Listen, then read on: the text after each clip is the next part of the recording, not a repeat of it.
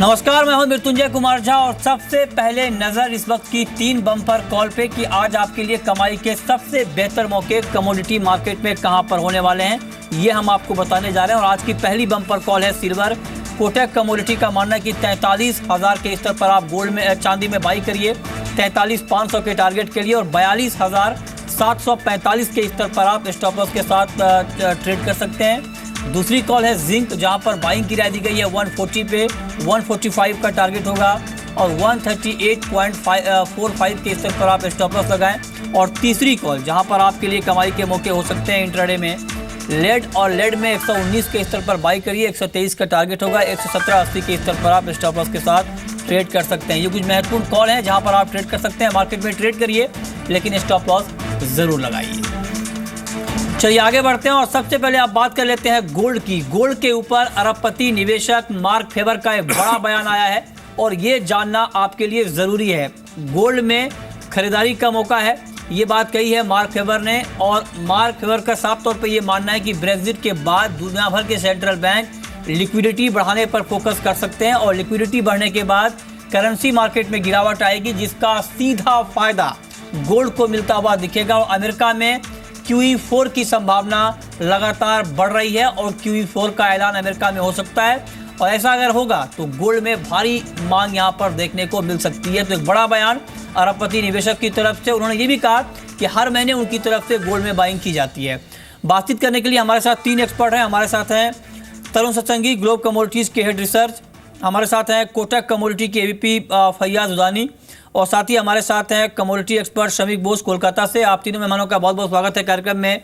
शमीक, का पहला सवाल आपसे, क्या आप इस बयान से एग्री करते हैं और क्या आपको भी ऐसा लग रहा है कि ब्रेक्जिट के बाद सोने में बड़ी तेजी की संभावना दिख रही है? जी हाँ, मेरे को लग रहा है कि ब्रेक्सिट का अलावा और भी कुछ कंडीशंस उसका पहले था। तो ये अगर टेक्निकली 1340 का ऊपर जा पाए एंड होल्ड कर पाए 20 and then from there 1480 and then $1,600, but there are areas of resistance 1340, 1420, 1430, that area, then again 1485. If it goes up over the course of the year, it can go up. It is interesting that gold and silver have both firmed up with dollar index remaining where it is, and dollar index has not fallen. That is why I think towards the end of the year, when the US presidential cycle comes closer, dollar tends to get weaker, and that time gold might move up sharply because the technical parameters, if they are taken out. ठीक है, तो आप कह रहे हैं कि यहाँ पर ध्यान रखना चाहिए, लेकिन शमीक, आपके हिसाब से टारगेट क्या होगा गोल्ड का? शॉर्ट टू मीडियम टर्म में आप गोल्ड का टारगेट क्या देख रहे हैं? जी, एकदम शॉर्ट टर्म में कुछ ही दिन में हम 1340, and if you take a short term to medium term 1420, 1480 technically, and silver में 18.5 का ऊपर 21.5, उसका बाद $26. But you know, this has fallen down from $1,900 to $1,080. The whole spread, if you see, between 2004 to 2011, it moved up from $350 to $1,900. ठीक है. So the market has made a 62% correction and now it's going up. तो पुराना support areas में Mrityunjay resistance रहेगी. ठीक है, तो उसीलिए 6 महीना का अंदर अंदर इसमें $200-250 का मूव आप देखिए सर। बहुत बड़ी बात यहाँ पर शमीक ने कही है कि 6 महीने के अंदर यहाँ पर 200 से $250 की तेजी आपको गोल्ड में दिख सकती है। ये एक महत्वपूर्ण बात है। तरुण सत्संगी, क्या आपको लगता है कि ऐसे में इंट्राडे ट्रेडर को भी, या फिर जो शॉर्ट टू मीडियम टर्म के लिए ट्रेड करना चाहते हैं, उनके लिए बाइंग की अच्छी अपॉर्चुनिटी गोल्ड में बन रही है? Hi Mrityunjay, I think medium term trend pretty much clear है कि $1,400-$1,450 गोल्ड के प्राइसेस देखने को मिलेंगे by the year end. But near term में देखिए, पोस्ट ब्रेक्सिट हमने देखा है कि एक दायरे का कारोबार हो रहा है। $90 का जो मूव आया था ब्रेक्सिट इवेंट वाले दिन, सिंस देन वो उस तरीके का मोमेंटम मिसिंग है मार्केट के अंदर। मोस्ट ऑफ द टाइम $1,305 से $1,335 के बीच में प्राइजेस मूव करते हुए नजर आया है। आई थिंक शॉर्ट टर्म में market is trying to find out direction. अगर $1,300 के ऊपर सस्टेन करता है तो एक हायर बेस बनेगा and once again prices will perk up.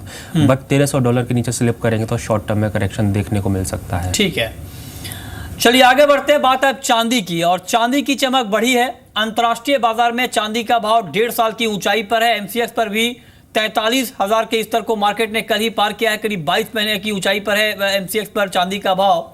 और पिछले कुछ महीनों में गोल्ड के मुकाबले चांदी का परफॉर्मेंस भी काफ़ी बेहतर रहा है और करीब 30% का रिटर्न चांदी में पिछले 6 महीने में मिला है। गोल्ड में इस दौरान करीब 25% की तेजी आई है। फैयाज, क्या आपको लगता है कि चांदी में अभी अपसाइड और बाकी है? और कल ही हमने ये सवाल पूछा था कि क्या 45,000 का लेवल अब चांदी में बहुत दूर नहीं है? आपका कमेंट क्या होगा इसके ऊपर? जी मिथुन जी, मेरे हिसाब से 45,000 का लेवल दूर नहीं है। मुझे लग रहा है कि फिलहाल यहाँ से अगर कुछ वक्त की भी मैं बात करूँ तो मुझे लगता है चांदी जो है वो गोल्ड का आउट परफॉर्म करेगा। बेस मेटल्स के अंदर अगर आप देखें तो काफ़ी अच्छी बढ़त मिल रही है और गोल्ड की तरफ से भी सपोर्ट मिल रहा है। तो दोनों ही सेक्टर, यानी प्रेशियस मेटल हो जाए या इंडस्ट्रियल मेटल हो जाए, दोनों तरफ से सिल्वर को सपोर्ट मिल रहा है और मुझे लग रहा है कि सिल्वर जो है नियर टर्म में गोल्ड को आउट परफॉर्म करेगा। ठीक है, तो आप कह रहे हैं कि सिल्वर जो है नियर टर्म में गोल्ड को आउट परफॉर्म करेगा। काफ़ी दिलचस्प मुकाबला होगा गोल्ड और सिल्वर का, क्योंकि अगर हम देखें तो इस साल काफ़ी अच्छी तेज़ी बुलियन मार्केट में रही है और जानकार ये कह रहे हैं कि आने वाले समय में चांदी में भी अच्छी तेज़ी यहाँ पर देखने को मिलेगी। और मार्क फेवर ने भी ये कहा है कि गोल्ड में ये खरीदारी का अच्छा मौका बन रहा है ब्रेक्जिट के बाद। तो काफ़ी एट्रैक्टिव ऑप्शन है फिलहाल गोल्ड और सिल्वर में ट्रेडिंग करने का, ये काफ़ी एक्सपर्ट यहाँ पर कह रहे हैं। आगे बढ़ते हैं और अब बात करते हैं क्रूड की। और क्रूड कीमतों में हाल के दिनों में जो तेज़ी आई थी, जो इसके पीछे वजह थी, यूएस में स्टॉक कम हुआ है, नॉर्वे में स्ट्राइक ने मार्केट के सेंटीमेंट को मजबूत किया है और 3300 के स्तर को भी मार्केट ने पार कर लिया है। तरुण, क्या आपको लगता है कि क्रूड में 3400 तक का लक्ष्य बिल्कुल शॉर्ट टर्म में दिख जाएगा? 3400 के काफ़ी क्लोज हम ऑलरेडी ट्रेड कर रहे हैं, बट हमारा ऐसा मानना है कि क्रूड में अभी काफ़ी दिक्कत आ रही है $50 के ऊपर सस्टेन करने में। लास्ट हमने 1.5 मंथ्स के अंदर देखा है एवरी टाइम $50 50 सेंट्स या $51 के आसपास प्राइजेस आए हैं, वहाँ से सेल ऑफ देखने को मिला है। नियर टर्म में हमको रेंज बाउंड मूव लगता है $46 से $51 के बीच में, as we are very close to $50। हो सकता है वंस अगेन सेल ऑफ देखने को मिले फॉर अ टारगेट ऑफ $46। ठीक है, क्रूड के ऊपर इंट्राडे चार्ट में आपको किस तरह की कॉल दिख रही है फैयाज? जी मुझे लगता है कि नीचे के स्तर पर बाइंग बननी चाहिए। 3280 का अगर भाव मिलता है तो वहाँ पर बाई कर सकते हैं। 3350 जो है इसका टारगेट रहेगा और 3242 का स्टॉप लॉस रहेगा। ठीक है, नेचुरल गैस पर तरुण क्या कमेंट है आपका नेचुरल गैस के ऊपर? आई थिंक शॉर्ट टर्म के हिसाब से काफ़ी ओवर मूव हो चुका है, एक्सपेंसिव लगता है एट करेंट जंक्चर। अगर 198 के आसपास मिलता है तो शॉर्ट करना चाहिए। 202 का स्टॉप लॉस रखते हैं एंड हमको डाउन साइड में 188 तक आते हुए लगता है। ओके, मेटल मार्केट में फैयाज इंट्राडे के लिए आपका कमेंट क्या होगा? इंट्राडे की टॉपिक आपकी मेटल में क्या है? जी मेरे हिसाब से फंडामेंटल और टेक्निकल दोनों ही तरीके से जिंक मुझे अच्छा लग रहा है। मुझे लग रहा है कि अगर एक डिप मिलता है 140 तक का तो वहाँ पर बाई कर सकते हैं। 145 इसका टारगेट रहेगा और 138 रुपये 45 पैसे इसका स्टॉप लॉस रहेगा। ओके, ठीक है, आप कह रहे हैं कि मेटल में बाइंग का मौका यहाँ पर है। 140 के स्तर पर आप जिंक में बाई कर सकते हैं 145 के टारगेट के लिए। तरुण, आपकी टॉपिक क्या होगी मेटल मार्केट में आज के लिए? निकल, एल्यूमिनियम एंड जिंक ने ऑलरेडी काफ़ी ज़्यादा मूव दिया हुआ है। हमने कैचअप रैली आते हुए देखा है लेड के अंदर एंड कॉपर के अंदर। ये दो हमारे फेवरेट पिक रहेंगे इस पैक के अंदर। कॉपर हमको 332 335 तक आते हुए लगता है। ईमिल लेड ने भी इस मंथ का जो कंसोलिडेशन रेंज जो था 113 से 17 के बीच में उसको ब्रेक किया है 2 दिन पहले। हमें ऐसा लगता है 122 से 125 का प्राइस लेड में आ सकता है। तो नियर टर्म में आउट परफॉर्मेंस जो रहेगा इस पैक के अंदर वो कॉपर और लेड में रहेगा। करेंसी मार्केट पर फैयाज आपका आउटलुक क्या होगा? क्योंकि मार्क फेवर ने यह भी कहा है कि ब्रेक्जिट के बाद दुनिया भर के जो सेंट्रल बैंक हैं उनका फोकस लिक्विडिटी बढ़ाने के ऊपर होगा, जिसका इम्पैक्ट करेंसी मार्केट पर दिखेगा, गिरावट आएगी। ऐसे में रुपए को आप कहां पर देख रहे हैं?